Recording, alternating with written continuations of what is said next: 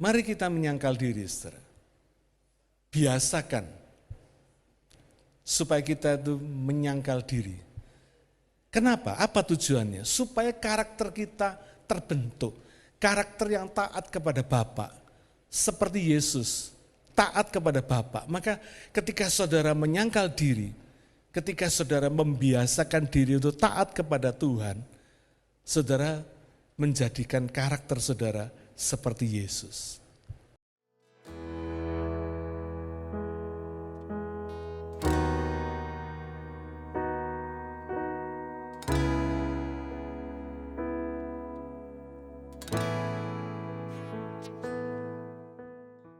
Good morning, selamat pagi saudara. Sorry hari ini saya agak flu, jadi suara saya stereo. Saya juga mau menyapa semua jemaat global kita dan para YouTube subscribers. Saya percaya kita semua dipersatukan Tuhan dimanapun kita berada. Saudara, khotbah hari ini sebetulnya sudah pernah saya bahas di Bible Study 3 minggu yang lalu, pada hari Jumat 3 minggu yang lalu, dengan judul Mengikut Yesus ini. Tapi karena saya tergerak untuk membagikannya kepada jemaat, maka hari ini saya khotbahkan supaya jadi berkat bagi semua. Saudara, sudah menjadi rahasia umum bahwa hari-hari ini gereja lebih banyak khotbah tentang berkat daripada salib. Padahal berkat itu bagian dari salib. Berkat dan salib Kristus itu terintegrasi, tidak bisa dipisahkan. Alkitab mengajar kita untuk mencari kerajaan Allah dan kebenarannya. Maka semuanya akan ditambahkan kepada kita. Artinya apa? Termasuk berkat Tuhan. Jadi berkat Tuhan itu ada ketika kita mencari kerajaan Allah dan kebenarannya. Matius 6 ayat 33 mengatakan, tetapi carilah dahulu kerajaan Allah dan kebenarannya, maka semuanya itu, yang dimaksud dengan semuanya itu kalau saudara baca dari ayat sebelumnya, 31 dan 32, itu dikatakan segala sesuatu yang dicari oleh bangsa-bangsa yang tidak mengenal Allah. Artinya apa yang kita perlukan untuk makan, minum, dan untuk kehidupan ini, ya, berkat, itu akan ditambahkan kepadamu. Nah saudara, inilah prinsip dasar yang diajarkan Yesus kepada murid-muridnya. Untuk mereka betul-betul percaya, sungguh-sungguh percaya, dan mengikut Dia. Inilah prinsip dasar, prinsip kebenaran untuk mengikut Yesus. Nah, bagaimana orang percaya itu bisa mengikut Yesus? Ini yang mau kita bahas pagi hari ini. Ya. Mari kita baca Markus 8 ayat 31 sampai 33 lebih dulu. Kemudian mulailah Yesus mengajarkan kepada mereka bahwa anak manusia harus menanggung banyak penderitaan dan ditolak oleh tua-tua, imam-imam kepala, dan ahli-ahli Taurat, lalu dibunuh dan bangkit sesudah 3 hari. Hal ini dikatakannya dengan terus terang, tetapi Petrus menarik Yesus ke samping dan menegur dia. Maka berpalinglah Yesus dan sambil memandang murid-muridnya, ia memarahi Petrus, katanya, enyahlah iblis, sebab engkau bukan memikirkan apa yang dipikirkan Allah, melainkan apa yang dipikirkan manusia. Saudara, Yesus mengaku terus terang dia bakal menanggung banyak penderitaan dan ditolak oleh para elit agamawi orang Yahudi, yaitu para pemimpin komunitas mereka, tua-tua jemaat, imam-imam kepala, dan ahli-ahli Taurat. Ya. Yesus juga mengaku akan dibunuh. Pengakuan Yesus tentang bakal bangkit sesudah 3 hari pasti belum bisa dimengerti oleh murid-muridnya pada waktu itu karena belum terjadi. Ya. Nah, Yesus tahu tidak ada orang yang mau mengikuti atau terlibat dengan orang yang bakal dihukum mati. Saudara, tidak ada yang mau terlibat dengan orang yang bakal dihukum mati itu enggak ada yang mau, saudara ya. Yesus tahu itu. Ini terbukti Petrus menarik Yesus ke samping dan menegur dia. Nah, yang menarik saudara, yang menegur Petrus tapi dikatakan Yesus berpaling sambil memandang murid-muridnya.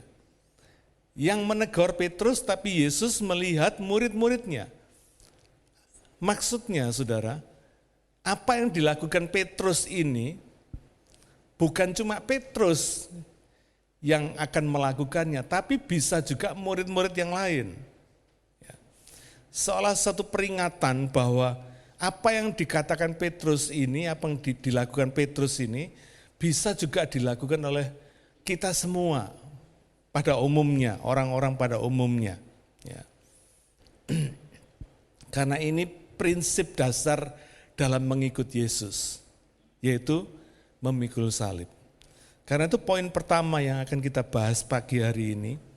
Mengikut Yesus itu diawali dengan menyangkal diri. Saudara ingat-ingat prinsip ini kebenaran yang tidak bisa dibantah, saudara. Kalau saudara mau mengikut Yesus dan saudara tidak bersedia untuk menyangkal diri, saudara tidak akan pernah bisa mengikut Yesus. Ya.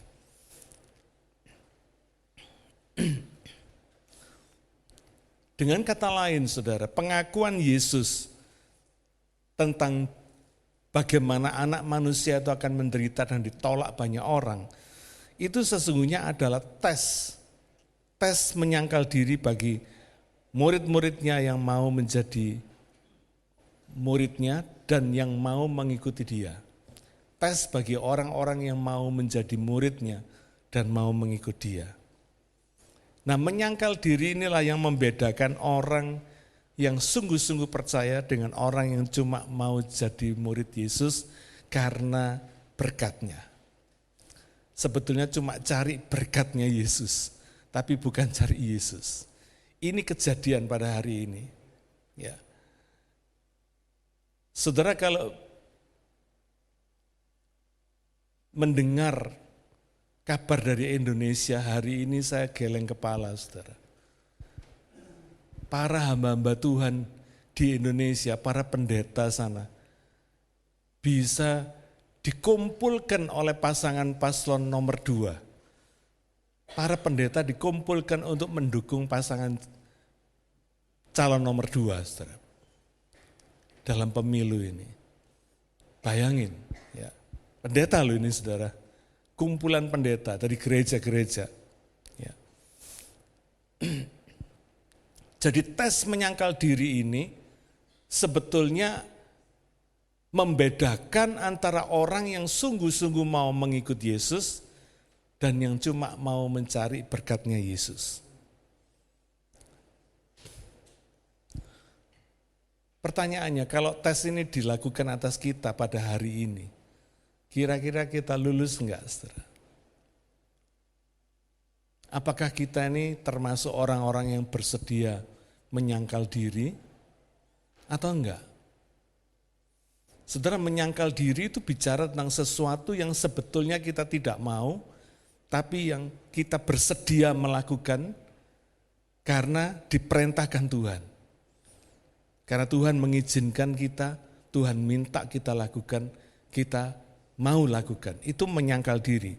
Sesuatu yang tidak kita sukai tapi kita bersedia lakukan karena Tuhan menghendaki. Ya. Matius 16 ayat 23 masih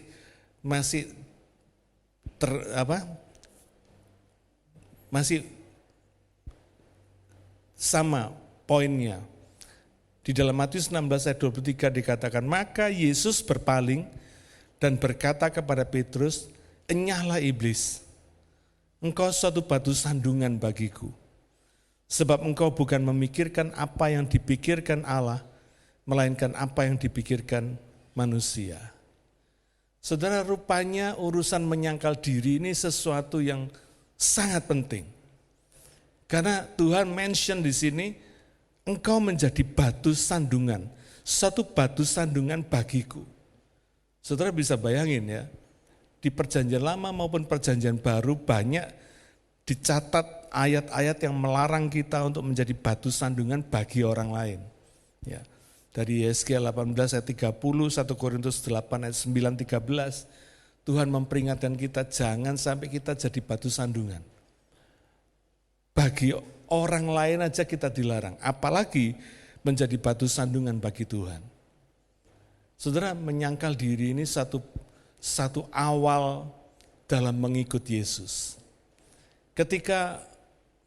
Kenapa banyak kehidupan orang-orang Kristen berbeda. Ada yang sungguh-sungguh, ada yang biasa-biasa saja, ada yang seenaknya saja. Saudara, apa yang membedakan ini? Menyangkal diri ini, saudara. Orang yang bertemu, encounter dengan Tuhan Yesus, dia akan menyangkal dirinya. Dia akan belajar. Pertama kali yang diajarkan Tuhan, itu untuk menyangkal dirinya. Saya masih ingat ketika saya pertama kali bertobat. Hal pertama yang dikatakan Roh Kudus kepada saya, supaya saya mengampuni papa saya. Waktu itu saya benci sekali sama papa saya, karena saya menganggap papa saya itu orangnya terlalu lemah, terlalu baik. Sampai ditipu sama keluarganya sendiri juga masih ya aja gitu ya. Nggak ada tindakan apa-apa. Ya. Saya anggap papa saya itu terlalu lemah. Sehingga saya membenci papa saya karena akibat kelemahan papa saya tadi akhirnya kami semua sekeluarga ikut menderita. Perusahaan papa saya bangkrut, kami yang semula hidupnya enak harus hidup dengan susah payah. Jadi saya membenci papa saya tanpa terasa, saudara. Ya. Dari umur 6 tahun sampai umur 19 tahun saya kenal Tuhan. 13 tahun saya membenci papa saya. Dan apa yang dikatakan Roh Kudus pertama kali ketika saya bertobat? Ampuni papamu. Waduh saudara, itu sesuatu yang sangat berat buat saya. Saya ngomong sama Roh Kudus, Tuhan suruh saya yang lain aja, tapi jangan yang satu ini. Roh Kudus bilang, enggak, kamu mesti sapa papamu. Kalau pagi kamu katakan dia good morning. Kalau kamu makan, tawari dia makanan. Waduh saudara, itu 13 tahun yang tidak pernah saya lakukan. Mulut saya berat untuk melakukannya. Tapi akhirnya saya lakukan juga. Ketika bapak saya pagi-pagi hari saya bilang, selamat pagi Pak. Dia kaget, seperti mendengar bledek gitu saudara ya. Saya nyapa dia selamat pagi. Tapi dia diem aja, gengsinya orang tua kan saudara. Saya enggak peduli. Ketika saya mau makan, saya tawari dia makanan. Tetap dia tidak memberikan respon. Tapi heran saudara. Ketika saya belajar menyangkal diri ini, ada sukacita, ada damai sejahtera di dalam hati saya. 2,5 tahun, papa saya tidak tergerak. Kalau saya tawarin dia makan, lalu saya mulai berdoa, dia selalu bilang, penjahat jadi pendeta, katanya. Tapi saya berdoa, Tuhan, saya mau mentaati Engkau. Saudara, menyangkal diri itu tidak gampang. Apa yang saudara tidak mau, Tuhan suruh, itu yang mesti saudara lakukan. Kalau urusan yang satu ini, saudara tidak mau lakukan, bukan tidak bisa loh, tidak mau lakukan. Bagaimana saudara bisa melakukan kehendak Tuhan yang lain? Tidak gampang. Ya. Menyangkal diri ini merupakan tes awal dalam mengikut Yesus. Apa yang Tuhan suruh saudara lakukan, saudara mesti lakukan. Ya. Jelas Petrus bukan iblis, tapi apa yang dipikirkan dan dilakukan Petrus itu sama seperti yang dilakukan iblis. Yaitu memikirkan apa yang dipikirkan manusia dan bukan memikirkan apa yang dipikirkan Allah. Artinya hidup dengan pemikiran yang duniawi, bukan dengan pemikiran yang rohani atau ilahi. Ini yang disebut sebagai batu sandungan bagi Tuhan. Saudara, ini satu hal yang tidak gampang. Tapi memang ini adalah awal dari kita mengikut Yesus. Contoh saudara, ibadah itu atau menguduskan hari Sabat itu bukan sesuatu yang gampang. Itu sesuatu yang penuh temptation, penuh pencobaan. Mudah sekali untuk dikalahkan dengan kepentingan yang lain. Padahal itu yang Tuhan kehendaki untuk supaya kita lakukan. Mementingkan hari Sabat, menguduskan hari Sabat, mementingkan ibadah. Itu yang Tuhan mau kita lakukan. Saudara, menyangkal diri adalah keputusan rohani yang akan melepaskan kita dari beban duniawi yang berkepanjangan. Saya mau jelaskan maksudnya. Contoh, kalau saudara sudah ambil keputusan untuk tiap minggu saudara ke ibadah, saudara tidak akan mau absen ke gereja, saudara ibadah ke gereja, maka ke gereja itu bukan lagi satu pergumulan buat saudara. Nangkep enggak ya? Karena saudara sudah mengambil keputusan. Minggu saya mesti ibadah, saya mesti kebaktian. Nah, keputusan ini yang akan membebaskan kita dari beban yang selama ini terus menjadi pergumulan kita. Maka ikut kebaktian itu tidak lagi menjadi beban buat kita. Karena sudah kita putuskan, saya akan ikut kebaktian. Ya. Contoh juga, membayar perpuluhan. Kalau membayar perpuluhan itu merupakan keputusan kita, maka membayar perpuluhan itu tidak lagi menjadi beban buat kita. Tidak lagi menjadi pergumulan buat kita. Karena apa? Sudah kita putuskan, saya akan bayar perpuluhan. Jadi tidak lagi menjadi beban buat saudara. Ketika saudara memberi perpuluhan kepada Tuhan, itu menjadi satu hal yang biasa. Ya.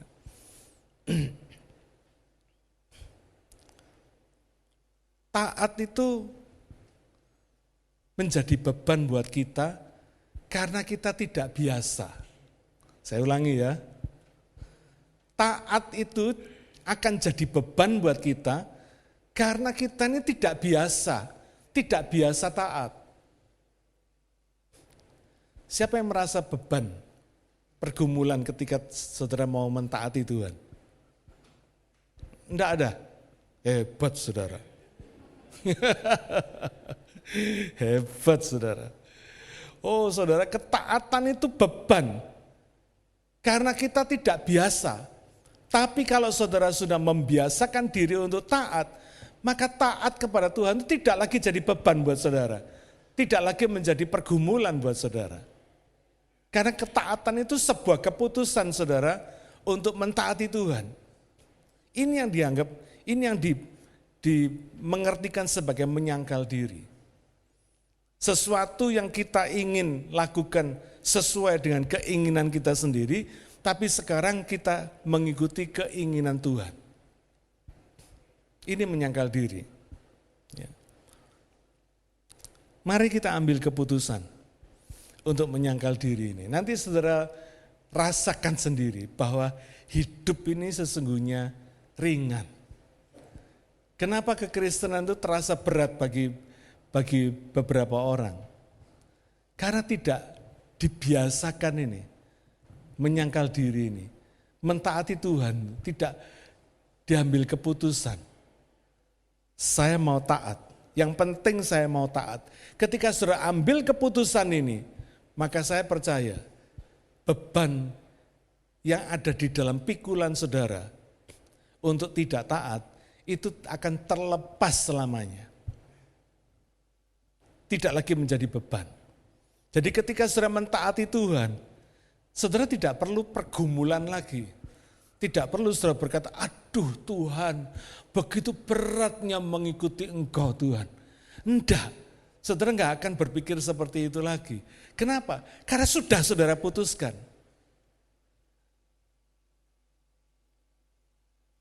Mengikut Yesus itu akan menjadi berat ketika kita belum memutuskan untuk menyangkal diri. Kita belum berani ambil keputusan.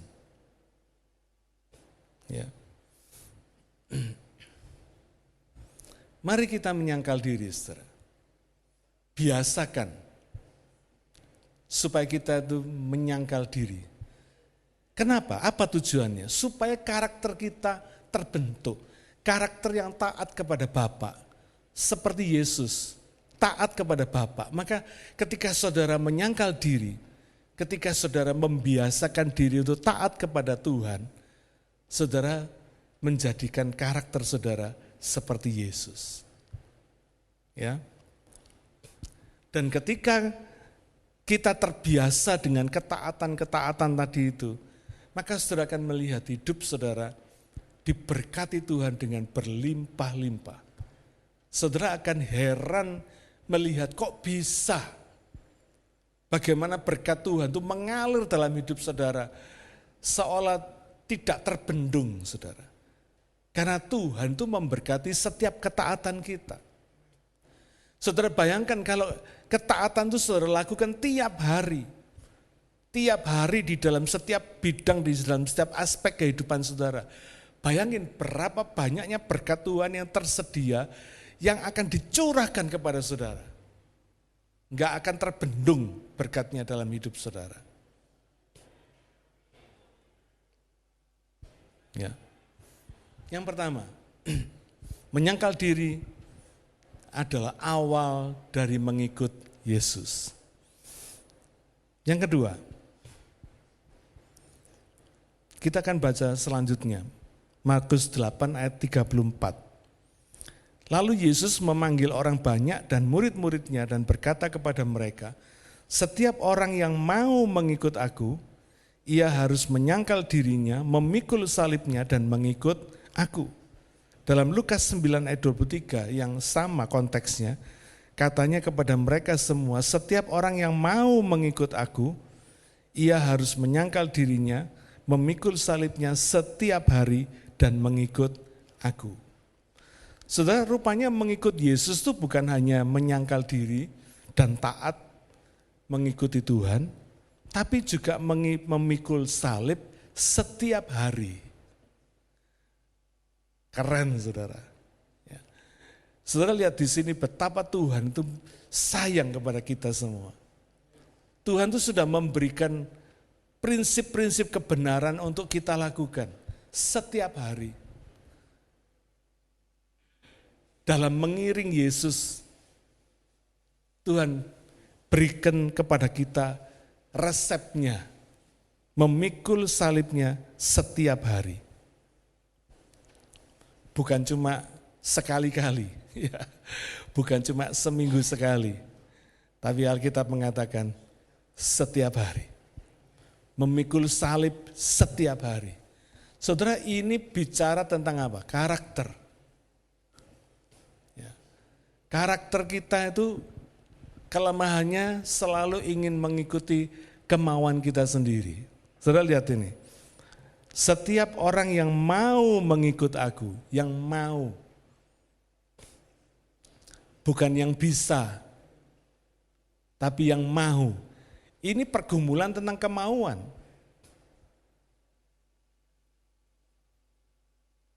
Jadi memikul salib itu, setiap hari itu, keputusan setiap hari yang mesti saudara lakukan. Setiap hari karakter saudara diasah oleh Tuhan. Supaya karakter saudara betul-betul menjadi karakter yang diingini Tuhan. Karakter yang mau memikul salib. Mau menderita. Yang mau bersedia mengikuti kehendak Tuhan. Mau dibentuk oleh Tuhan.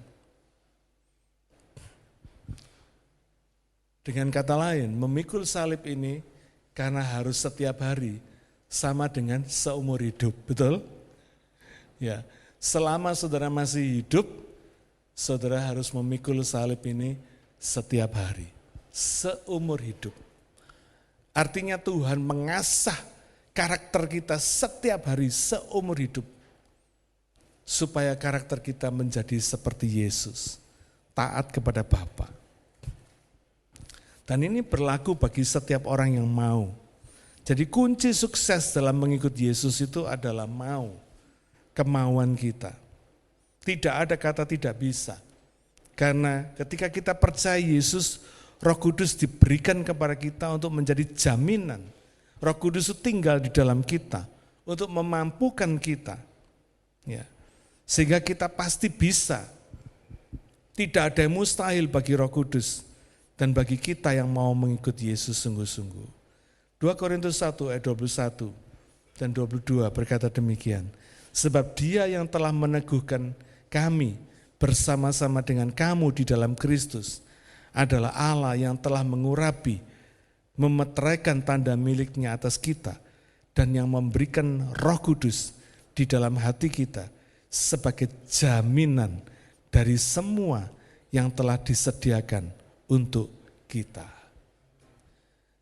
Artinya apa saudara? Kalau diterjemahkan dengan bahasa sederhana, Roh Kudus diberikan Tuhan di dalam hidup kita itu menjadi jaminan untuk apa yang sudah disediakan Tuhan, semua berkat yang sudah disediakan Tuhan bagi anak-anaknya, bagi kita yang percaya. Tapi bagaimana kita mengikuti Tuhan? Bagaimana kita bisa menerima berkat ini? Tadi yang seperti saya sampaikan. Kita bisa menerima berkat ini yang Tuhan sediakan ini dengan apa? Mentaati Tuhan. Memikul salibnya ini. Salib itu bicara tentang korban. Bicara tentang menderita karena kehendak Allah. Karena taat kepada Tuhan. Bukan karena kesalahan kita sendiri. Ya. Orang yang mencuri masuk penjara itu enggak memikul salib, saudara. Karena kesalahannya sendiri. Ya. Tapi ketika saudara disakiti, karena saudara tidak bersalah, tapi orang lain menyakiti hati saudara, itu saudara memikul salib. Ya. Dan Tuhan mau supaya kita memikul salib kita sendiri. Tuhan gak pernah kita suruh pikul salibnya Tuhan Yesus, enggak. Salib kita sendiri. Setiap orang setiap hari itu punya salib sendiri-sendiri. Karena pergumulan kita dalam hidup ini berbeda-beda. Karakter kita yang perlu diasah sama Tuhan setiap hari berbeda-beda. Ada yang dari sisi ini sudah bagus, tapi dari sisi yang lain kurang, masih perlu diasah dengan cara memikul salib. Saudara, tidak ada kenyamanan yang bisa membuat kita bertumbuh di dalam Tuhan. Hanya lewat salib ini. Yang tadi saya katakan, salib dan berkatnya itu terintegrasi. Seperti dua sisi mata uang yang tidak bisa dipisahkan. Ketika saudara bersedia pikul salib, di situ sesungguhnya sudah ada jaminan berkat Tuhan yang disediakan buat saudara melalui Roh Kudus yang ada di dalam saudara, di dalam kita. Ya. Salib yang harus kita pikul itu tidak butuh persetujuan kita. Tuhan tidak peduli kita ini mau setuju apa enggak, mau bersedia apa enggak, mau siap atau tidak. Enggak butuh persetujuan saudara. Tapi Tuhan mau supaya kita bersedia ya, memikul salib kita sendiri. Dan ketika saudara pikul salib, saudara nanti rasakan ada damai sejahtera, ada sukacita di dalam hati saudara. Sukacita yang melampaui segala akal. Saudara heran. Ya. Saudara disakiti orang, tapi bahkan saudara mengampuni dia. Aneh. Ada sukacita, ada damai sejahtera di dalam hati saudara ketika saudara bersedia memikul salib? Ayub yang harus menderita roh, jiwa, dan tubuhnya karena Tuhan. Apa yang dia katakan dalam Ayub 23 ayat 10? Karena ia tahu jalan hidupku, seandainya ia menguji aku akan timbul seperti emas.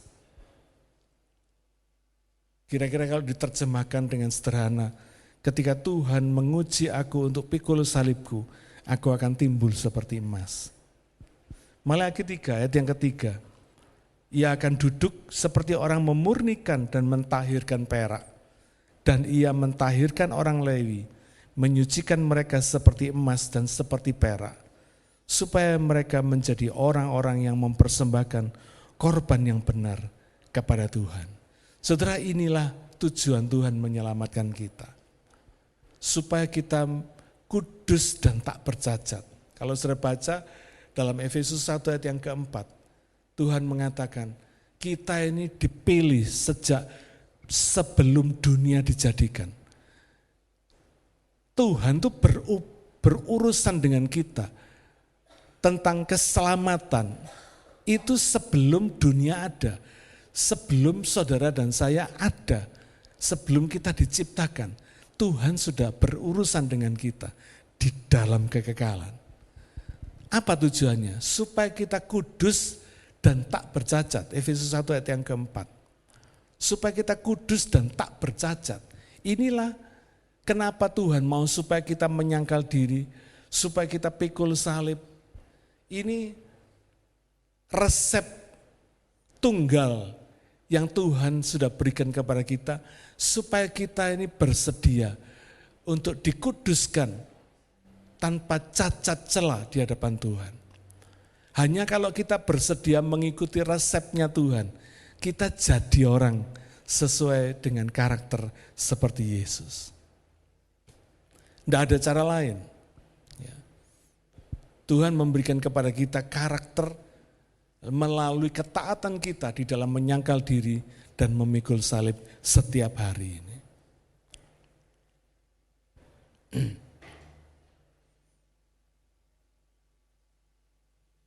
Markus 8 ayat 35.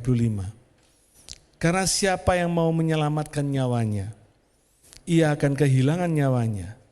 Tetapi barang siapa kehilangan nyawanya karena aku dan karena Injil, ia akan menyelamatkannya. Apa gunanya seorang memperoleh seluruh dunia, tetapi ia kehilangan nyawanya? Lukas pasal 9, ayat yang ke-25 dalam konteks yang sama. Apa gunanya seorang memperoleh seluruh dunia, tetapi ia membinasakan atau merugikan dirinya sendiri? Saudara, ternyata sekarang kita tahu jawabannya. Saya dulu nggak mengerti, saudara, kenapa ada Matius 7 ayat 21 sampai 23. Saudara ingat ya, ayat itu berkata, pada akhir zaman tidak semua orang yang berseru Tuhan, Tuhan akan diselamatkan. Bahkan mereka berkata, aku sudah mengusir setan, sudah buat mujizat, dan sebagainya. Tapi Tuhan berkata, enyalah kamu, pembuat kejahatan. Saudara, sekarang kita ngerti, ternyata kehilangan nyawanya ini bukan karena Tuhan, tapi karena orang percaya itu membinasakan atau merugikan dirinya sendiri. Dulu saya berpikir kehilangan nyawanya ini karena harus pikul salib, harus menyangkal diri, harus mengikut Yesus, harus menderita karena harus melakukan Injil Tuhan. Tapi rupanya di samping itu, Lukas pasal 9 ini memperingatkan kita, tetapi ia membinasakan atau merugikan dirinya sendiri. Sekarang kita ngerti, saudara.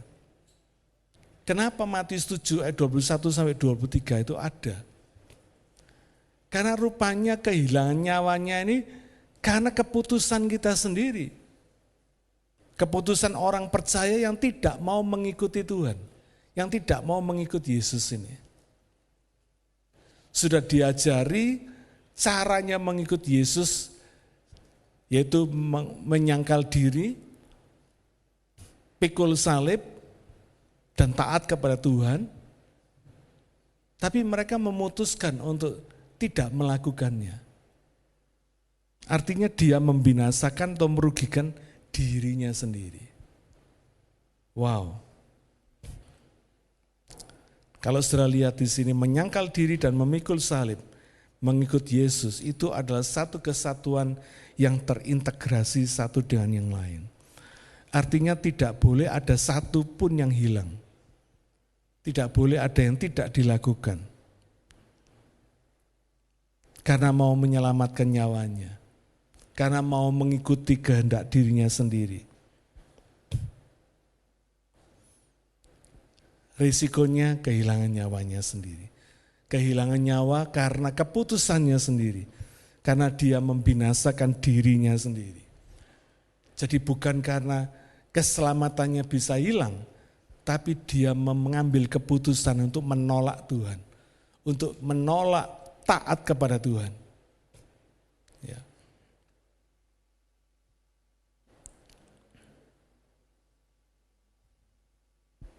Dengan sadar orang bisa membinasakan dirinya sendiri atau merugikan dirinya sendiri.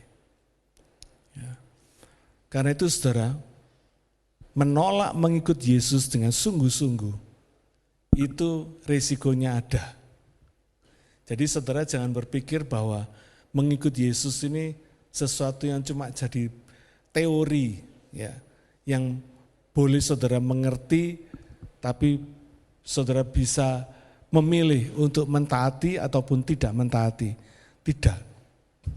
Ya.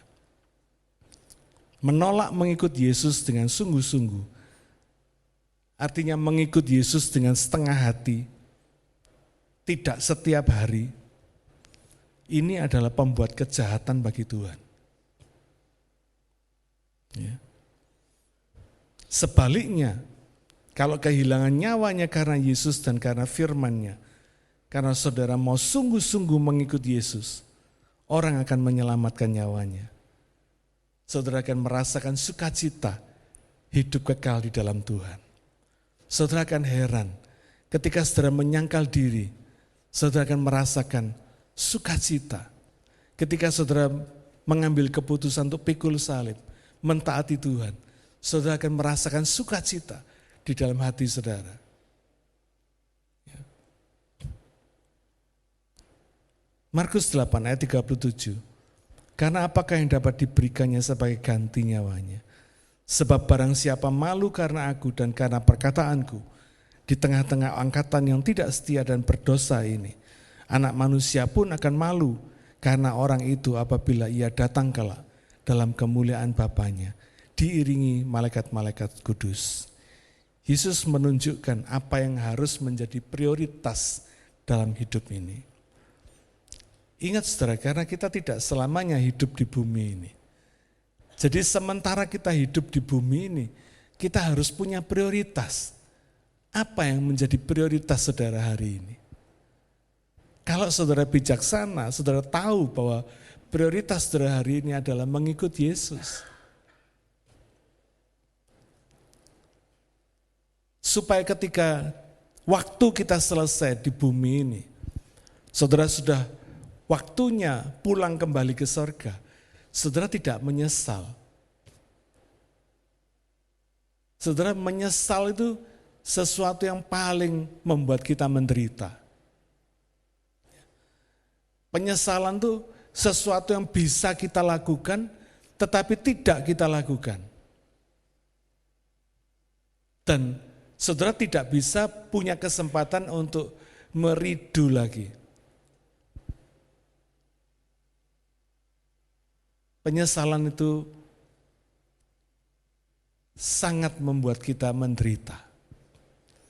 Karena itu pagi hari ini saya mengajak saudara untuk serius dalam mengikut Yesus ini. Ya. Biarlah karakter kita menjadi karakter yang taat kepada Bapa, seperti Yesus taat kepada Bapa. Kita sudah diberi contoh figur yaitu Yesus. figur hidup ilahi, figur yang memuliakan Bapa di sorga, yaitu Yesus. Saudara jangan pernah merasa, saya enggak bisa Pak seperti Yesus. Ingat, ada Roh Kudus di dalam saudara. Roh Kudus itu yang membuat saudara bisa seperti Yesus. Amin. Saudara harus percaya bahwa saudara bisa seperti Yesus. Karena apa? Ada Roh Kudus yang diberikan kepada kita sebagai jaminan apa yang sudah disediakan Tuhan bagi kehidupan kita. Mari kita sungguh-sungguh mengikut Yesus, sungguh-sungguh mau menyangkal diri, pikul salibnya dan taat kepada Tuhan setiap hari. Saya percaya Tuhan akan memampukan kita